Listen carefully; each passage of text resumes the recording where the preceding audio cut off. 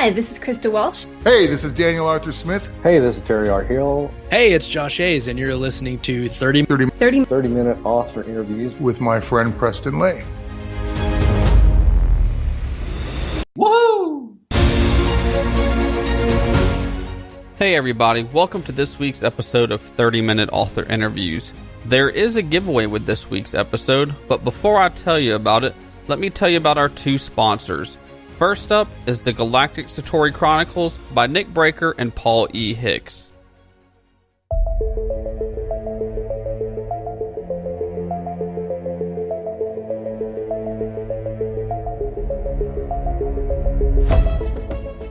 The Galactic Satori Chronicles.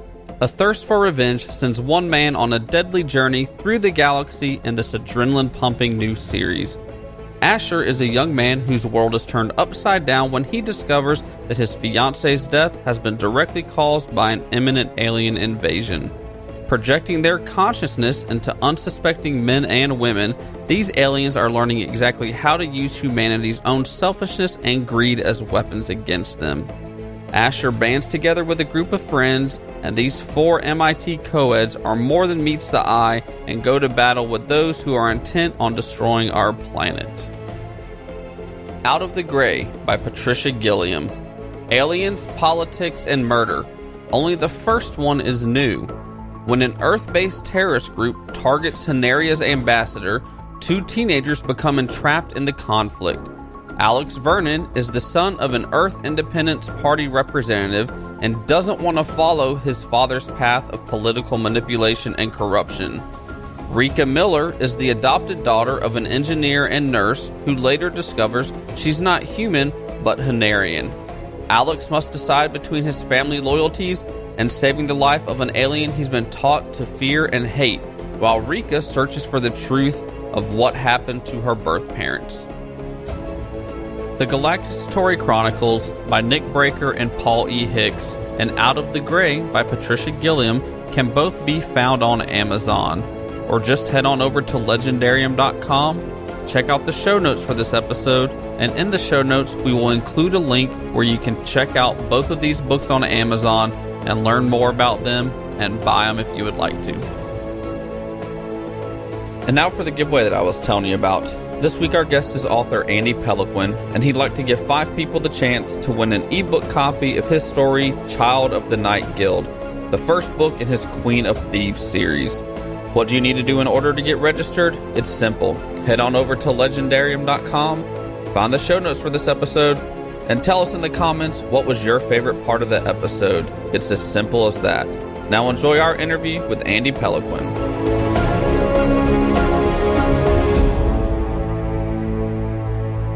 Welcome, everybody, to this week's episode of 30-Minute Author Interviews. This week, our guest is Andy Peloquin. Thank you for coming on 30-Minute Author Interviews.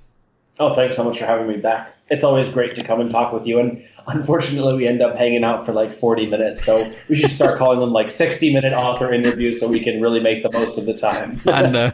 I have the hardest time even getting them to 30 minutes. So, and yeah, this is your second time on. I went back. You were episode number 10.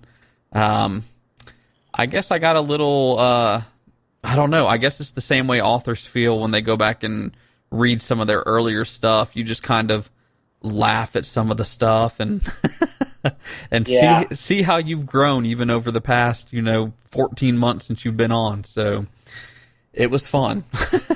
Yeah, it definitely was. It's funny to like you said, go back and see everything and you think, oh my God, did I do that or did I say that? Because in the moment you're not really thinking, you're just writing or you're just talking, and then you hear yourself or you read the section you wrote later and you're like, oh my God, no. Yeah, that's for sure. Oh, man. Well, one thing that we do now that you didn't do last time you were on is we do 2 truths and a lie, where you tell me 2 truths and a lie about yourself, and I try to guess the lie. I actually started a win... No. Did I start a win streak, or I'm getting all my interviews confused now? I think I'm on a losing streak, so... I'm hoping, but not holding my breath, that I'll start a win streak with you. So, do you have 2 truths and a lie about yourself that I can try to guess the lie? Yeah, absolutely. All right. So, number 1 is I speak 5 languages fluently. Number 2, I wrote poetry before I ever wrote prose. And number 3, I've lived more than half my life in Latin America. Oh, wow. Okay. Lived half your life, you said where? Latin America. Latin America, okay. Huh. I know that you lived in Japan, but I don't remember if you said anything about Latin America. I can see you speak in 5 languages, so I'm going to say that one's true. And for some reason, I want to say maybe you did start out writing poetry. So I'm going to say that the lie is you lived half your life in Latin America. All right, so I have actually lived 15 years traveling around Mexico. Oh, really? Yeah, from 2002 till now, I've been in Mexico. Oh, wow. Yeah, you were right in that I did write poetry before I ever wrote prose. Of course, my poetry was, the very metered kind, like A, B, C, B, or A, B, A, B. Mm-hmm. Not the free verse stuff. I don't understand that at all. Right. And I technically speak 2 languages. I can speak passable Portuguese, very little Japanese, some French, and just a few smatterings of German. So, what's been your favorite area of Latin America to live in? I've basically lived in Mexico. I've traveled from the north to the south of Mexico, and it's just been so interesting to see how varied the culture is. It's like traveling through the U.S. When you get from the middle, from Texas, and you get over to Florida, or you get over to you in North Carolina, or New York, or Boston, or you head west to California. There's just such a massive difference. And in Mexico is nowhere near as large as the U.S., but there's so much cultural differences. Where I'm at now, there's an Indian reservation, the Kumeyaay Indians. There's about 20 minutes away from us. And, we went there the other day and explored their way of life, their language, they don't have a written alphabet. And, you travel 2 hours in any direction and it's a totally new native Indian tribe or a totally new way of eating food. Like everything is so varied. So awesome. So when you were on last time, we talked about you living in Japan, and you said the one thing you missed about Japan was the food.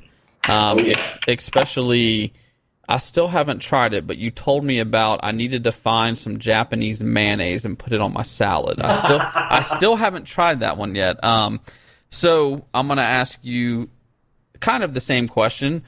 What's the one thing you'll miss about Latin America, Mexico, whenever you leave? It's going to be the variety of chilies. I've been eating spicy food since I was about 10 years old. My dad got me addicted on Tabasco then. And then coming to Mexico, it was, every city has 10 different types of hot sauces and salsas, and not the bottled stuff, but, the fresh that they make to serve on your tacos. And so I consider myself sort of a connoisseur of salsas and hot sauces. And I'll say, oh yeah, this one's like this one, or this one comes from this city, or it's made with this chili pepper. I'm going to miss that a lot. Oh, okay. Gotcha. So since you've been on last time, like I said, you were on in August of last year, and it was when your Lamnet of the Fallen had come out. Since then, you have released the 3rd book in your Bucellari series, Gateway to the Past, and you have started a new series, and you've released 2 books in your Queens of Thieves book, plus you've written a couple short stories. So you have done a lot in 14 months. Normally I ask this at the end of the podcast, but what do you have planned over the rest of 2017 going into 2018? All right. So 2017 is going to end with a bang. On the 27th of October, just a few days from now, I will be releasing the short story collection titled Different, Not Damaged. It's all featuring disorders, PTSD, autism, fibromyalgia, Alzheimer's, but in a fantasy context, sort of using it in a different way. And so that's going to be released now in October. In January, I have the final book in the Queen of Thieves series coming out. Then, in February, just a few weeks afterwards, I have the Queen of Thieves 3.5 story which is going to connect the character from Queen of Thieves to everything that happens in The Last Bucellari Book 1. Like, ultimately, the character from Queen of Thieves is responsible for the hunter getting on bad terms with the Bloody Hand, which leads to everything that happens. It was a really awesome idea that I had, and I was like, oh, I have to do that. So it's going to be released just a few weeks after the last Queen of Thieves novel. Wow. So if somebody's new to your world, would you recommend they start with the Queen of Thieves before they get into your last Bucellari series? You know, both of those series are meant to stand alone, but they're both super interconnected in that you'll recognize the names of certain characters or locations or the religions. You know, both cities, they worship the same 13 gods. So in the last Bucellari series, the first book, Blade of the Destroyer, introduces the religion. It sort of introduces a bit of the culture. And the Queen of Thieves series capitalizes on that. It doesn't have as many detailed explanations as the last Bucellari does, but there's enough in both series, whether you start with Child of the Night Guild or the last Bucellari. Both of them will get you into the world, and then you'll want to read the other one, and you'll have those, you know, those Easter egg moments where like, oh, I recognize that name from this book, or things like that. I love doing that. I love reading that or seeing that on TV. So it's so exciting for me to be able to write that into my own story. Very nice. That kind of leads us into one of the many fan questions that we got for you. This one's going to come from, I'm probably going to say her last name wrong, and I'm sorry in advance. Sandy Fosdick, maybe? Yeah, sounds about right.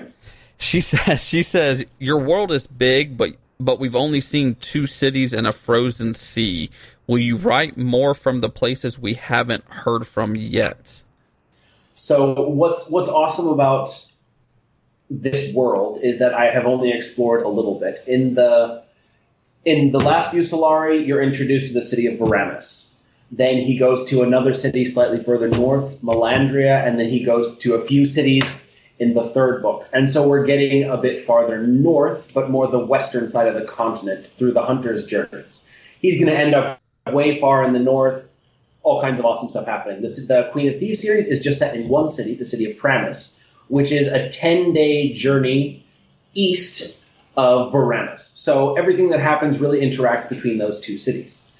But then there's a bunch of sort of mentions of other things. For example, in Thief of the Night Guild, she's breaking into a vault, and the steel used for the vault comes from a city in the north called Odoron. And this city is going to be the location I'm going to write a prison story, and it's going to be sort of what's called arquebus punk. It's before steampunk, like in the very, very early days of gunpowder weapons. And so it's going to introduce a whole different culture, a whole different context, more modern technology. So fans of steampunk will be able to get just those little hints of that modernism, while fans of the existing world will still have that same flavor. And then, of course, there's going to be I'm going to write some military stories. I've got 3 novels/novellas planned, and they will be in the continent, sort of like a Scandinavia-esque continent across the frozen sea. And that's going to be a whole other society and context over there. So with every book that I do,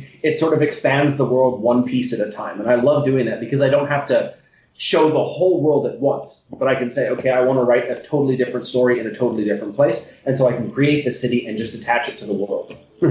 That is so cool. The second part of Sandy's question with that is she wants to know, will you bring the main characters from those other stories together with Ilanna and or the hunter? Some of the stories will work to cross paths with the hunter for sure. Ilanna, I'm not sure, because she's human, unlike the hunter, who is basically functionally immortal. So he's lived for about 7,000 years. So I can have him interspersed throughout the various stories through history. Like the story that I had set in Odoron is going to take place anywhere between 100 and 300 years before Blade of the Destroyer. So I'm going to have the hunter show up there, and you're not going to know he's there right up until the very end, and you'll be like, wait a minute, that's the hunter. You're going to recognize him at the end. And just do things like that. I want to try to find ways to do it, but it's not always going to work because, like, for example, the military fiction, it's across the sea, and Ilanna, as a thief, she has no reason to cross the sea. Maybe I can bring the hunter there, but, I don't know. Okay. Well, as you mentioned, you have a book coming out here in a couple days, or a collection of short stories, and it's called Different, Not Damaged. And you said these are a bunch of short stories, and each one focuses on what people call a disability. Where did your idea to do something like this come from? It actually came from myself. So about 3 or 4 years ago, I was diagnosed with Asperger's syndrome, which is a form of autism. Mm-hmm. And in doing research about myself, I was fascinated by the different disorders and disabilities and syndromes, and basically all the ways that the brain can affect us and sort of make us atypical or different. And the more I did research, they show up in my characters. You've got the hunter who has, it's called schizoaffective disorder, where he has these voices talking to him, or you've got the character from Lament of the Fallen who has more classic schizophrenia. Every book has these different disorders. And obviously there's the big overarching novels, but then I wanted to really get into the smaller stories of people who don't really change the world or who don't do anything big, but they're just normal people living their lives. And so I came up with the idea of writing the story of this autistic child who paints using only black paint. But because he has what's called sensory processing disorder, his eyes translate the black as different colors, or as an image that only he can see. And so he gets these visions basically of people dying, and he paints them, but he's the only one who can see them. So he's trying to communicate about these deaths, but because of his autism, he's unable to communicate. And so that just sparked a number of story ideas. One of them is about fibromyalgia, which is these unexplained pains around the body. And someone gave me the idea, well, what if she is literally taking on someone else's pain? And so it's manifesting in this way. And so the story became about a priestess who serves the goddess of broken hearts. People come into her temple and they're sad because, they lost a loved one in a famine, or they've been broken up with. And so she said, she takes their pain upon herself. And so each of these stories sort of came about as a result of these different disorders that I found fascinating. And as I researched them more and more, it was like, well, I want to put these into a story so people can understand what it's like to live with these disorders. As someone with Asperger's, I want people to understand why I'm different than they are. It's not that I'm weird. It's just my brain is different. So that was the idea behind the story, is that everyone is different, not weird or damaged. So how many stories are going to be in this collection altogether? So right now it's 6 stories. 4 of the stories are focused on disorders. There's autism with sensory processing disorder, fibromyalgia, PTSD, and Alzheimer's. Then there are 2 bonus stories that are, one of them is a prequel to Blade of the Destroyer, and another one is a story that was based on someone's life experiences, like the things that this character goes through mirror the experiences that this friend of mine had. So it's not necessarily dealing with a specific disorder, but the character is disabled because she gets basically hamstrung, where they sever the tendons in her right bicep, her sword arm, and her forward leg, which is her left leg. So she's basically disabled, but she still manages to do the things she does. So there's 6 stories right now. Eventually, I will have completed the collection and republish it with 12. And then I'll have a paperback out. Oh, wow. Okay. How did you decide on the disabilities that you wanted to show up in your stories? Really, each one has just sort of evolved or sort of come as a stroke of inspiration. For example, a blog post that I just put up today. I was doing research for the story that connects the 2 series, the Queen of Thieves series and the Last Fusillari series, that connecting story. And it features human trafficking. So I was doing some research on human trafficking, and I found an article that was titled The Unknown Victims of Human Trafficking, Deaf Women. And it was how deaf women are more vulnerable to human trafficking, and people with disabilities as well, because they're so reliant on caregivers or friends and families for support. And I'm writing a story that takes place immediately after the events of Blade of the Destroyer. After the hunter leaves the city, basically everything that he does throws the city into chaos. So this is a story that follows follows that. It's a character. It's sort of a dark fantasy romance between one of the women who were trafficked into the city for the Bloody Hand. He saves them by destroying the Bloody Hand. And then a captain of the city guard, so to speak. And I was like, okay, if these women have been trafficked in, what if I wrote a deaf character? And it just fit perfectly because the main character, the woman, she has a younger sister.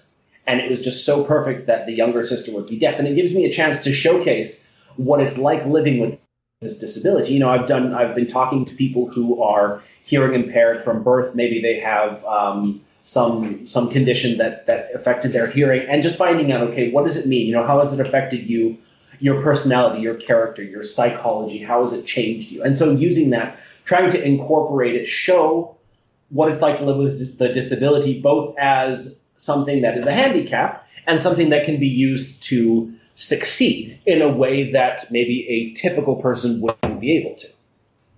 So how much research had to go into these stories with the disabilities? I mean, were you very familiar with a lot of these before you did them, or did you really have to do a ton of research? I did a lot of research. I spent a good deal of time researching not just the sort of articles you find on WebMD or Mayo Clinic, but, you know, reading actual psychological papers and articles and, you know, the stuff that you find on sort of the more science-heavy parts of the internet. But then also talking directly with people who have it. In fact, one of the people who I talked to for the fibromyalgia story, she helped me develop this idea, and she gave me a great deal of information on the character and, you know, what sort of strength the character would have, what would motivate them, how they would be affected, you know, what brings on the unexplained pain, what soothes it, you know, and just really getting firsthand insight. But the autism story, talking with people who are parents of autistic children. For the PTSD story, talking with people with both continuous PTSD, CPTSD, which is not necessarily, it's more common among traumas in social lives, and then military personnel with the more, you know, the violent trauma sort of PTSD. And so getting a really well-rounded opinion or feedback from a lot of different people has helped me to make them as realistic as possible. Sometimes it's hard to actually get, do I want to say appreciation? That's the only thing I can think of. Sometimes it's hard to understand what someone's going through without experiencing it yourself. So, for example, I've heard of miscarriages before, but I didn't really know much about it until it happened to us. So by doing your research into these disabilities, do you now have more of an appreciation maybe for a certain one? Do you understand, or do you have more empathy for people with a disability that maybe you didn't know much about before writing this series? Absolutely, and really for people with disabilities in general, you know, or not even disabilities, but these syndromes or disorders or even quirks, you know, like there's been a lot of talk about depression in the last couple of years because of Robin Williams and the military people committing suicide, things like that. And really the idea behind these stories, all of my stories now, is really to showcase what it's like to live with these disorders, disabilities, and how it's not necessarily a weakness. It's not that you're damaged. You know, the PTSD, people suffering from PTSD, it's actually it's been reclassified as a syndrome, not a disorder, because it's just a damage to the brain. It's not a serious defect or anything. It's just the brain has been damaged as a result of some trauma sustained. And so really just bringing these things out into the open, talking about them, confronting them, looking at them face on, so that it's no longer a stigma, so that people are willing to talk about it, that they can accept that it's something that they need help for, and it's not that they're weak or they're damaged. It's just something that needs to be dealt with. Has writing these short stories, is it going to change how you approach writing your stories going forward? You know, I don't know if I would say that it changes anything. I mean, it's definitely given me a greater appreciation for that sort of character. You know, I was reading Joe Abercrombie's Shattered Sea series, and I was the character of Yarvi has a club hand. And the whole time I was reading it, I was really hoping for Joe Abercrombie to bring out sort of the character's strength as a result of his hand, or some way that his hand ends up working in his favor. But the whole time it was just like the hand was a defect. It stopped him from being a king, so he was never able to succeed. And it just left me dissatisfied. So I feel like, well, I want to bring these things in a way where people say, okay, the characters, they have these disorders, but they're actually succeeding not just despite them, but because of them. That's the way that I want to treat it. So every book basically that I have planned, or every story for the next year or so, it all revolves around something like this, or there's a character that has a disability or a disorder that not only they succeed because of it, or despite it, but they succeed because of it. You always have amazing covers with your stories, and this one is no different. It might be near the top of one of my favorite covers that you have for any of your books. I love the image with the skull sitting on the ground with kind of some brains in the top of the skull that's different colors. I had a question about the different colors. Is there a reason why the brain has different colors in the different sections? Well, the sections of the brain are not as important as the colors. Blue is the color of PTSD as well as autism. Autism is a lighter blue than PTSD, which is a dark blue. Purple is fibromyalgia. So both of those colors are there for the specific disorders. The other disorders, Alzheimer's, the color I believe is green traditionally, but because of the blue, purple, red theme, green wouldn't work in that context. But those colors, when creating the cover, I told the artist, look, I want the colors as much as possible because it helps to sort of convey the tone of the story too. And the idea of the colors is that it's sort of like showing the magic of these disorders, that the brain is almost special because of this difference. It's such, of course, we'll have, images and links over in the show notes at Leigendarium.com. In the show notes for this episode, definitely check out the cover in the book. I mean, the cover is just, it's so good looking. I can't wait till you put this out in a physical copy so I can get a signed copy from you, because it will look really good on my shelf. I'm working on it. It's, I was working on writing one short story a month for a while, but then I got so busy with all these other projects. I did a short story about a blind girl who becomes an assassin. It's called Heaven's Assassin. It's out in an urban fantasy anthology right now. I've got another one coming out about a girl who is she lost both of her parents and she's homeless, and she's caring for her autistic and amputee twin brothers. And it's sort of like an X-Men-esque story where each of these children, they've developed abilities that work sort of hand in hand with their disabilities. Like the autistic child, he has super excellent pattern recognition skills in that he can learn written language in a matter of hours as opposed to years. And so like just using these different things. But I've gotten so busy with these short stories for other things that I haven't been able to focus on these stories. Well, I know this collection I encourage everybody to get it when it comes out here in a couple days. And then you said you're going to add on to it, so can't wait to read those as well. Do you have an excerpt from this collection that you would like to share with the readers? Yeah, absolutely. So this excerpt is sort of the introduction to a story called At Any Cost. A little bit of context. This character, he lost his friends in the events of Blade the Destroyer, where the hunter essentially killed his friends. And he feels he's so racked with guilt over everything that happened, is that he says he wants to forget at any cost. And so he goes through this ritual, the ritual actually that was mentioned in Gateway to the Past. People who've read the last Bucellari Book 3 will recognize the name. A little Easter egg there for everybody. And so he goes through this ritual, and the guy says, well, if the ritual's not done properly, it could cause side effects.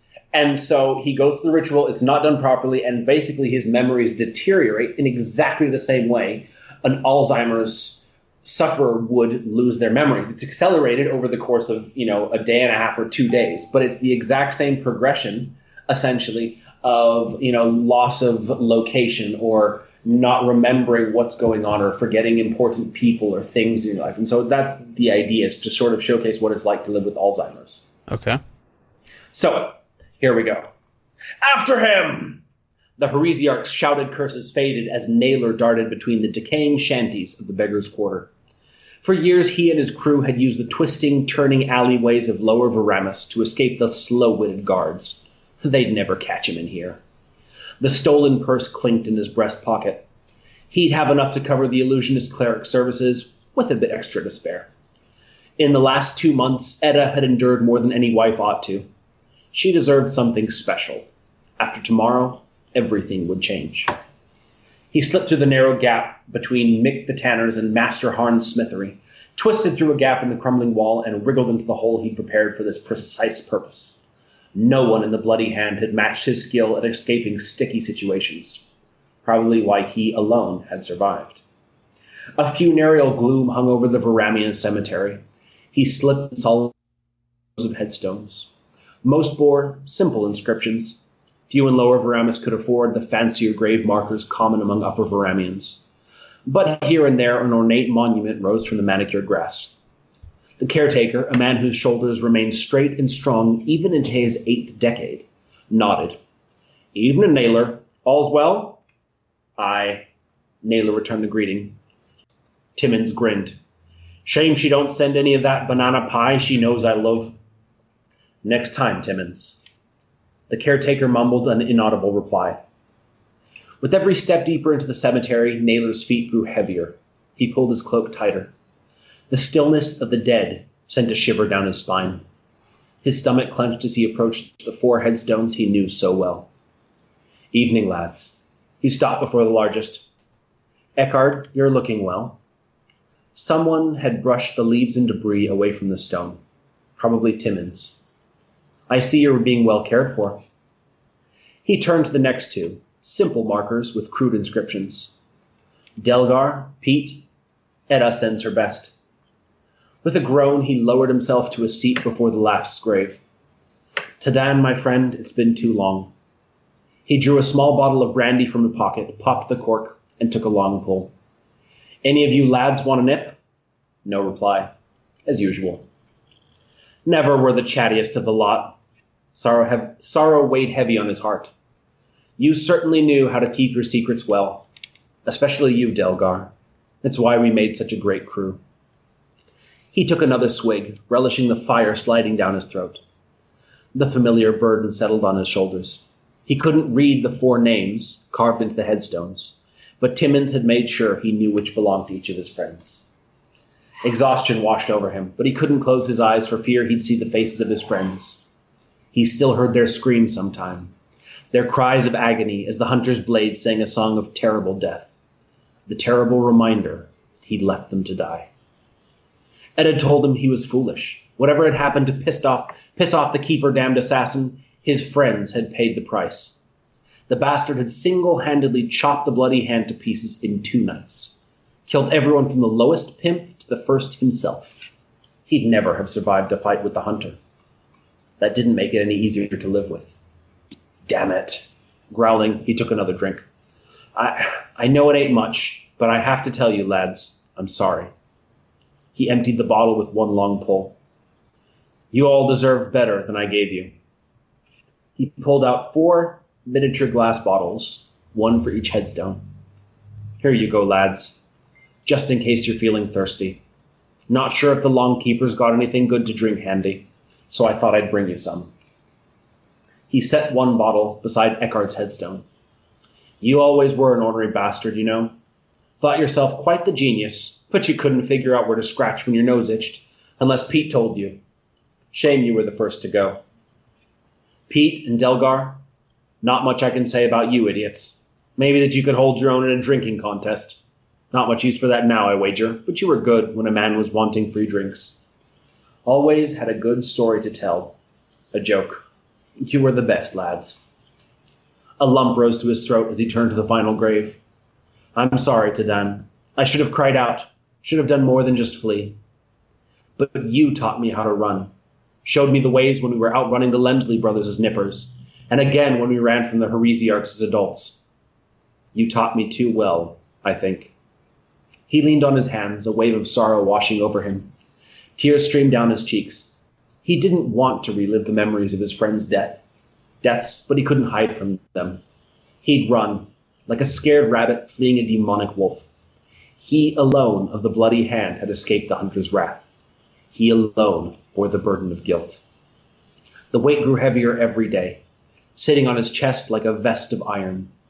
Each breath added to it. Each step brought his shoulders a bit lower. But he'd be free soon. He patted the stolen purse. Come the second hour, afternoon tomorrow. The guilt would be gone. End of scene. Very nice. That is from Different Not Damaged. It comes out here in just a couple days. Do readers need to know anything about your other stories in order to read your short stories in this collection?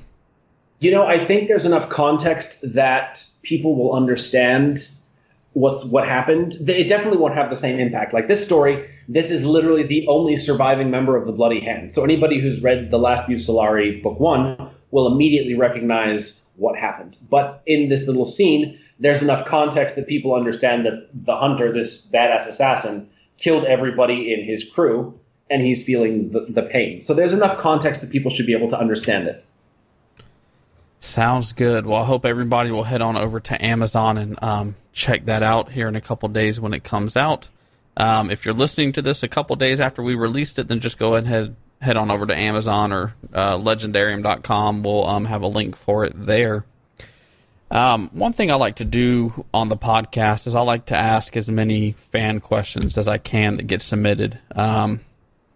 So I have more fan questions if you're okay and have some more time that I would like to give you the chance to answer. Absolutely. So the first one is going to come from Alexis Long, and I guess there needs to be a little precursor, I guess, to this question. For those that don't know, you have a group page on Facebook called Andy Peloquin's Fantasy Fiends. So that's where this question is going to kind of, I guess, come in handy if you understand the group. So you might have to give some backstory on this one. Okay. Alexis wants to know what makes you want to do the death tag in your book group. So Midnight Death Tag is a game that we invented in our group, and it started out when someone, I don't remember who, but one of the people there, we were welcoming new members to the group, and they started joking around saying don't give the new recruits any weapons. And eventually that led to they're not allowed to play Midnight Death Tag for the first week so that they don't die on their first week in the group. We're just sort of joking around like that, and then eventually it just morphed into sort of a no rules game of people just posting silly pictures according to the theme. Like we just did one of medieval weapons, and so the person who's organizing it's different every week. They say, okay, the theme is medieval weapons.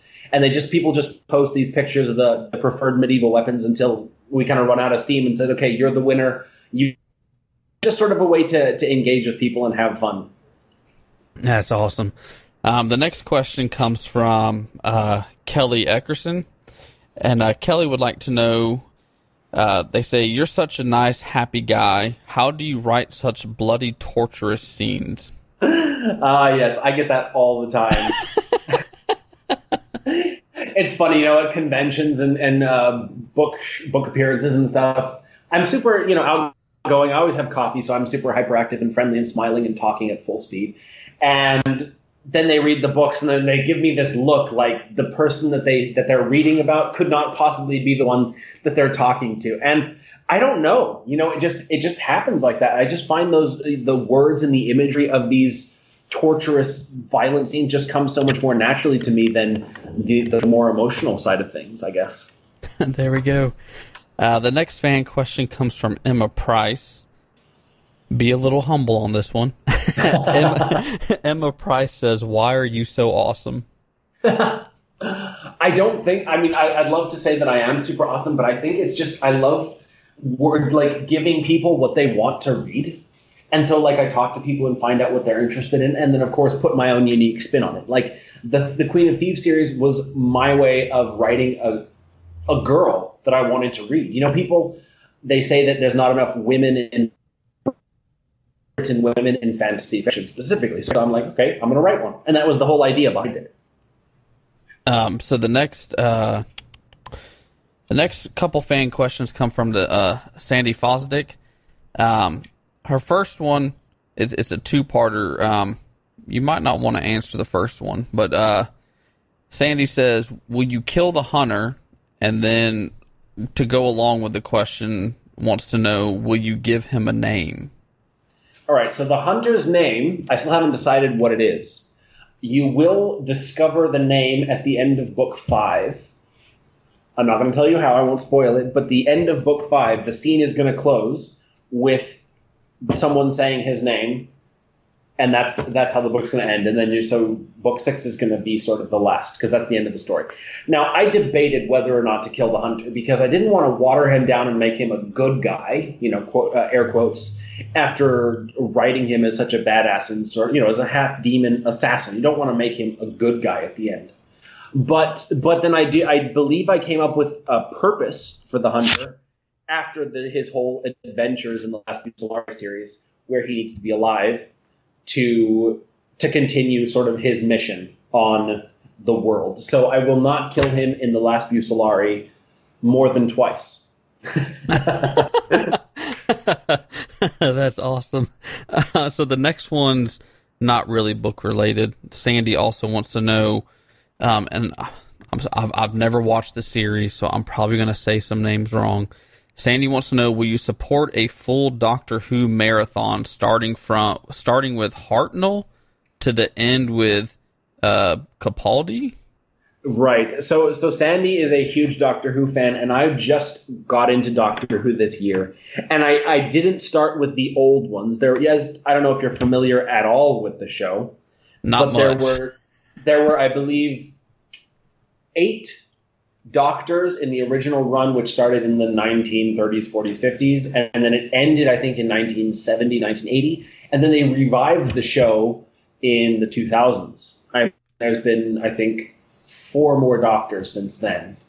And so I just watched those 4 Doctors. I didn't watch the original series, but it's definitely a show worth watching. Like, if you enjoy science fiction, It is a great show.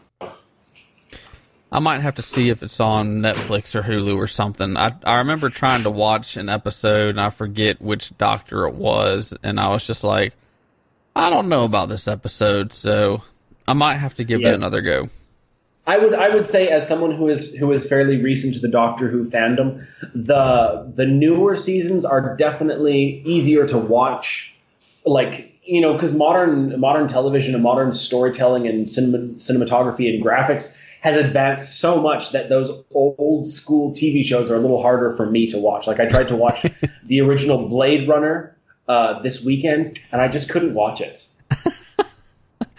Yeah, I remember, I forget what show it was, but I was just like, oh, I remember this show from when I was little, watching it all the time, and then you go back and watch it, and you're like, man, this really isn't as good as I thought it was. Yeah. Amazing. It was amazing for its time, but now it's not as amazing, let's say. I remember one of them where I was kind of like that was with Chips, the television series. Oh, yeah. I found season 1 at Walmart for like $9. I was like, heck yeah, I'm picking that up. And then I'm watching it. I'm like, man, this is some corny stuff right here. But yeah. Oh, man. The last question from Sandy, again, it's not book related. She says, October is horror movie month. And since we're getting kind of near the end of October and close to Halloween, she wants to know, what's your favorite horror movie and character, and then why? This may sound weird, but I'm not a real big horror fan. I write dark fantasy, which is horror adjacent. I'm a member of the Horror Writers Association, but I've never been a real big fan of horror. I've never seen the Saw movies or the Friday the 13th or Freddy vs. Jason. It's just not my thing. I've never really been into horror either. The new It movie has me wanting to read the book because I've heard the book is really good. I've heard it's really scary, but I've heard it's really good. It seems to be a top for a lot of King readers. So I'm thinking of giving that one a go. Yeah. We'll see, though. I haven't decided. Stephen King's horror is definitely worth reading. I did read Bag of Bones, and I was not impressed with the story. Like, it didn't hook me. Some of his other ones are definitely I enjoyed them more. But horror as a whole, I just don't really read it very much. Yeah. So the last fan question comes from Tiffany Landers. And Tiffany would like to know, she actually has two questions. I'll ask them separate. But good luck answering these. The first question is, what is your favorite book by you? My favorite book by me, I think so far my favorite has been Thief of the Night Guild. I had so much fun writing that one. But then Queen of the Night Guild, the one that I'm finishing up right now, that one was just crazy fun to write too. So probably those two. Okay. Her second and last question is, who is your favorite character of all your characters? You know, that is a very good question because I had a lot of fun with some characters. There's a character in Thief of the Night Guild, Journeyman Donna. Now, I wrote the character of Journeyman Donna as a thank you for someone who was very instrumental in the Child of the Night Guild and Thief of the Night Guild story. She was one of the advanced readers, and she just shot my grammar and structure to shit. To heck, sorry about that. and made it so much better. So when I was writing Thief of the Night Guild, I told her, hey, I want to thank you, and the best I can do is write you a character. So she gave me this character who's this quirky cat lady, and I changed it from a cat to like this little sort of tiny little lemur monkey thing. And it's just like, this lady is quirky as all heck, and this monkey, it's Barnabas Timmonson is his name. And there's this interaction, it's maybe a chapter long, and it is one of the most enjoyable scenes in the whole book for me. That is awesome. So there are two questions I like to ask authors. I know authors get asked all the time, who's your favorite character or whatever. I'm kind of curious, which one of your characters do you identify with the most?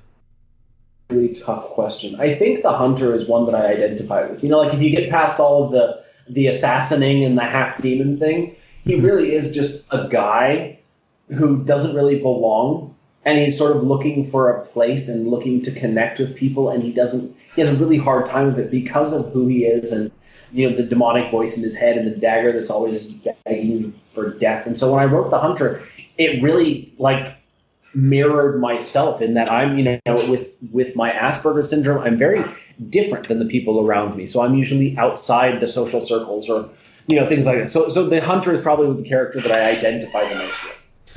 And another character question I like to ask is, which one of your characters do you wish you were more like?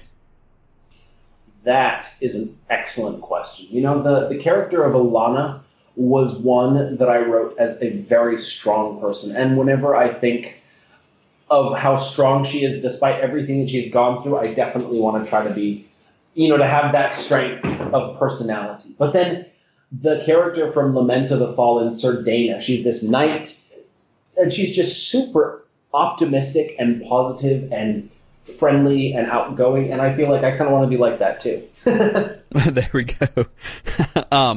How do you choose the name for your characters? Is there a process you go through? There's not so much. Like the Hunter, I knew before I started writing the book that his name was going to be the Hunter because it was just such an awesome name for an assassin. Ilanna, I named her Viola. That's how you meet her in the beginning of the book because her mother's name is a play on roses, and is a play on lilies, Leora. Mm-hmm. And the baby sister's name is Rose, and so the mother plants a flower bush for her, for Viola, and for baby Rose. And so there's a viola bush, a rose bush, and a lily in the garden of their house. And so I knew I wanted that as one of the elements, and so Viola was the character. But then the name of Ilanna, I think I put out a poll on Facebook saying, what should I name my character? And Ilanna was the name that I liked best. Most of the time for names, I kind of just hit up one of those name generators and, mix. Gotcha. Well, as you know, because you've been on here before, there's one question that we're known for here at 30-Minute Author Interviews and the Leigendarium. And that question is, a penguin walks through the door right now wearing a sombrero. What does he say and why is he here? Every time I've answered this, I felt like my answer is stupid. And unfortunately, I feel like my answer is going to be stupid again. And I think he's just sick of the sombrero, so he's going to ask for one of those ice cream men truck, ice cream truck hat, so he can go work on an ice cream truck. There we go. He's tired of this sombrero. Yeah, exactly. It's just too big for him. Yeah, that's true. That's funny. And then before we leave, do you have any advice, whether it be for writing or for life, that you'd like to share with the listeners? Ooh, man, that's such a loaded question. It is. I think for people who are writing, it's just find the thing that really connects you to the story and to the readers, beyond just the great characters and the great plot twists and turns, but something that really helps you to identify with the characters. Like, since I've started including these disorders and disabilities in my stories, I found that a lot of people really respond to that well. I've gotten emails. It's actually included in my newsletter welcome sequence. The third or fourth email is I tell people, look, I was diagnosed with Asperger's syndrome, so it's really influenced my writing. And people writing back say, thank you so much for saying that, for sharing that. And they'll say, oh, my son or my daughter or my friend or I or someone they know. And it always leads to a great conversation. So find something like that that'll help you to connect with readers beyond just the world you're creating or the situations, and get to know them as people, and that will, create fans. Just, they like your story. That's some good advice. I don't think anybody's ever said that before. Hooray! So, there we go. I screwed up the penguin question, but I got this one right. Nailed it. Well, where can our listeners go if they would like to learn more about you or the books that you've written? You can basically find everything of mine on andypeloquin.com, or my Facebook is Andy Peloquin, or it's actually, you can find me as Andy Q Peloquin. Andy Peloquin was already taken as an author page, so I had to choose Andy Q Peloquin. I don't have a middle name, so. Oh, there we go. And I'm also on the Fantasy Fiends podcast. I was having so much fun with you on our last show. I was like, I'm going to do my own. Glad to hear I could inspire you to do something. Yeah. And just for those wanting to know how to spell Peloquin, it's Peloquin. But we'll have links over to everything at Leigendarium.com. We'll throw links up to your Facebook page and your Amazon page and everything like that. Thank you so much. Thanks for having me on again. Yeah, thank you for coming on and spending some more time with us. We appreciate it. Oh, yeah. Next time I'm on, I'll have like 15 things published that we can talk endlessly about. That's right. That's right.